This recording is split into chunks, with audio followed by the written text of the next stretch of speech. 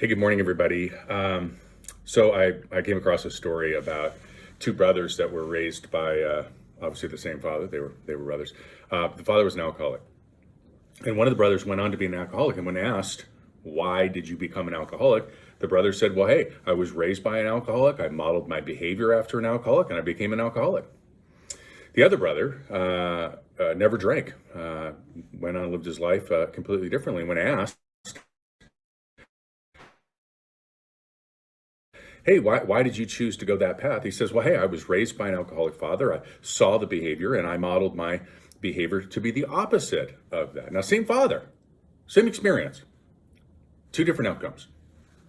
And it reminds me that perception is 9/10 of the law. How we perceive what's going on out there is what ultimately will dictate what our opportunity is. And I was thinking about our industry and what's going on in the marketplace right now. Listen, we know inventory is incredibly low, incredibly skinny, incredibly thin.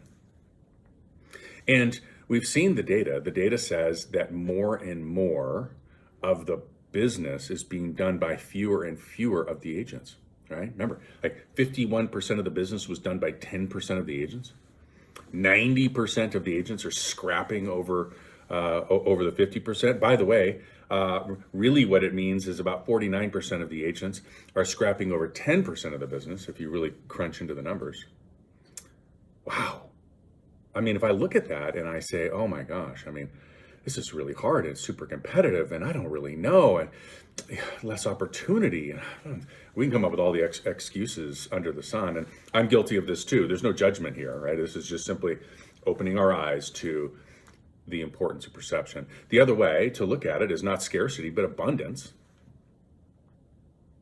And if I look at it from an abundance standpoint, what I'm really seeing is that there are fewer and fewer agents doing more and more of the business, meaning that fewer and fewer agents are actually doing the right things to get the business. That means that agents that actually do the work are getting more of the business. That's an opportunity for you to be a top agent, unlike any other time that I can think of. So what are some of those things, those right things that agents are doing to get more and more and more of the business? And I'm going to share with you just a few, right? We've all heard, so number one on my list is give, give, give, right? Jab, jab, jab, right hook. Bottom line is the top agents are giving to their clients regularly, all right?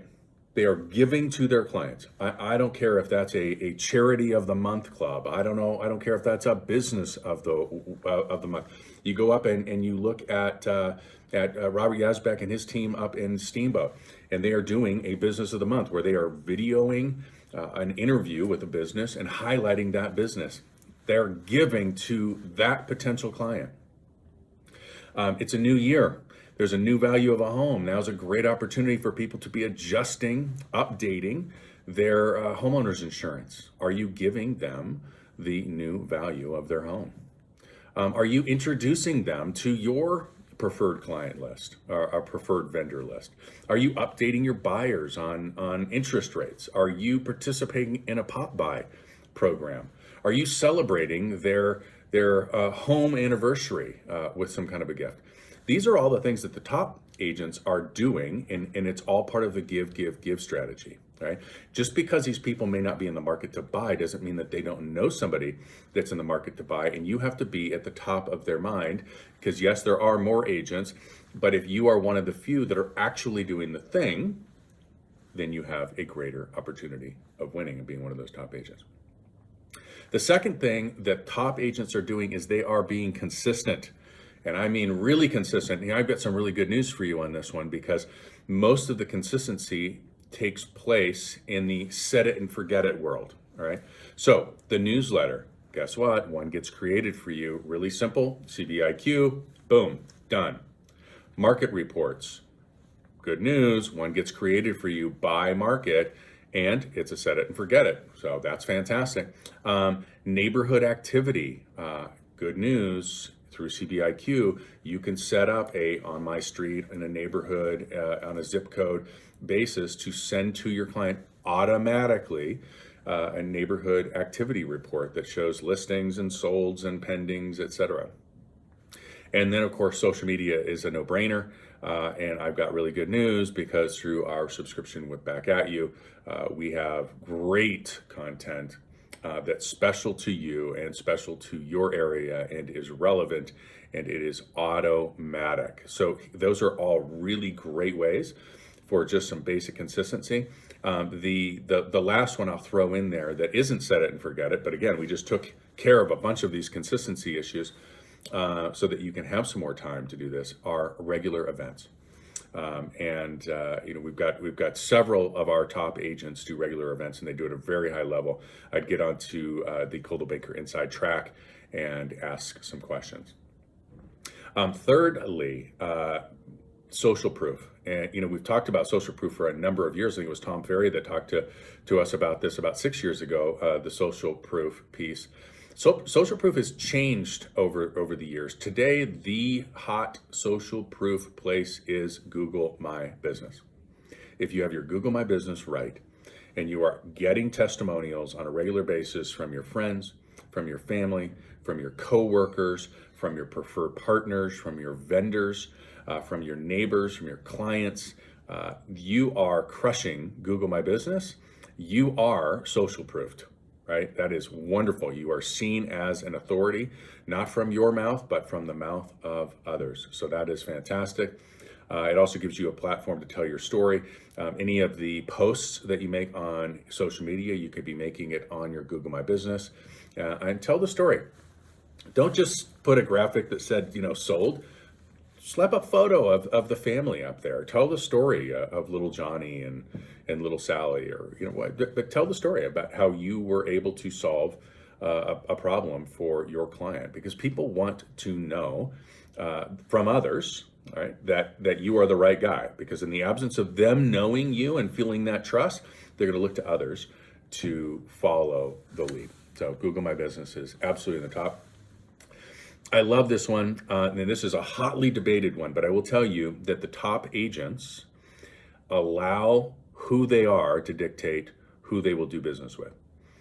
This is different from when I talk about, hey, make sure that when you go on a listing appointment, that your presentation is so good that it doesn't matter whether or not they like you. They can look and say, oh my gosh, this person's the best person for the job. That's different. So what I'm talking about here is, you can't be all things for all people. I'm going to say that again. You can't be all things to all people. We've got an agent in the Grand Junction office who has loudly and proudly declared who she is from a political standpoint. And like it or not, and that's not the debate, she is allowed who she is to filter out the people who are not her people and filter more in the people that are her people. It's a natural selection process, and as a result, she does business with people that find her likable. Okay, so whether you do that charities or hang out with different organizations, things that are important to you, you will be hanging out with more of the people that find you likable because you have shared interests. So allow yourself to be surrounded by people that have common interests. That was a good one. And then lastly, I think is when I look at the top agents, they have given the perception to others that they are the absolute authority on the topic. And they do it in a really wonderful way. It's not egotistical. It's just simply by, hey, I'm providing this value and I'm going to provide it in a format to you, and I'm going to help you understand what it means. There's some confidence there. And so when I think about how you might be able to do that, it would be snippets, right? So you take the market report that is created as an example for each of us every month, and we look at it and we go, hey, you know what? Let's pull out what this means.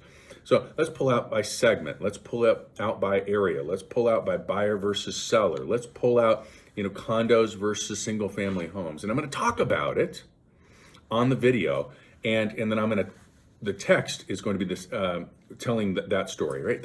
Those are really good. Or how about a neighborhood update? And so in this particular neighborhood, this is how many homes came on the market. This is how many homes went pending. This is how many homes that sold. Here's the average sales price.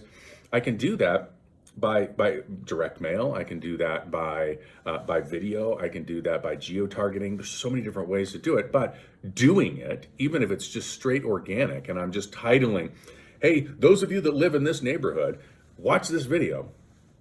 It creates you as an authority. So anyway, there's 5 very specific things that you can be doing to make this year your absolute best year and be one of those top agents that's getting more and more of the business. Hope that helps. And as always, be distinctive.